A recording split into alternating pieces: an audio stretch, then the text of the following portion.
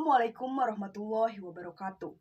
Wilujeng sonten pamirsa, patepang di sareng simkuring Isyana Fazrila dina acara Warta Bandung. Nu nyajikeun informasi aktual jeung faktual. 22 November 2020 hiji.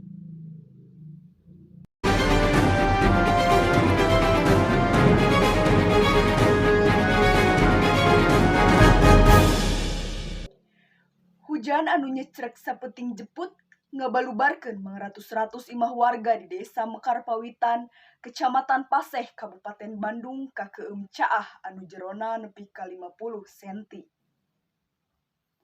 Saestuna caah remen ngeumpa imahan warga di era lalawak upama hujan ngecrek dina waktu anu lila. Hujan gede anu nyecrek salila genep jam ngabalukarkeun 200 unit imah warga di Desa Mekar Pawitan, Kecamatan Paseh, Kabupaten Bandung ka keum caah. Eta caah nu jerona nepi ka 50 cm teh karandapan alatan limpasna walungan tarikolot anu henteu mampu nampung debit cai anu sakitu rongkahna.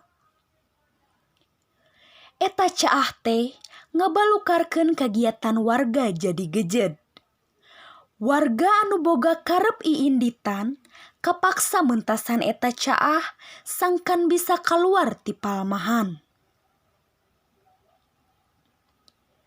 Salah seorang warga Mekar Pawitan, Riri Rianti ngajentrekeun caah anu ngeueum kampung Mekar Pawitan karandapan alatan jebolna tanggul di sabundeureun walungan tarikolot.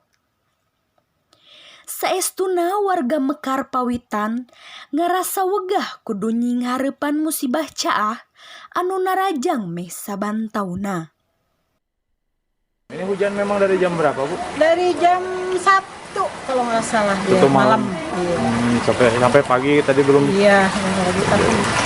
Dari sini sendiri, Bu, emang biasa banjir kayak gini? Emang sih biasa ya. Biasa emang. Tapi udah susah emang penanggulangannya kali. Mungkin karena kecil salurannya kan gitu. Ada penangkalan di sungai ya? Di sungai ya udah dicoba untuk ini ya. Memang tapi nggak tahu gimana.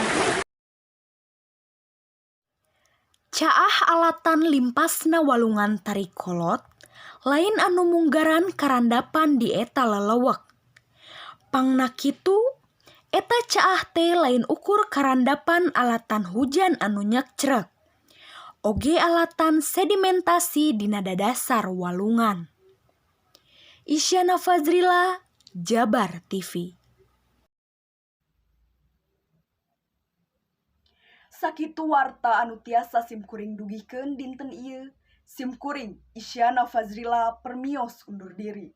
Wilujeng sonten.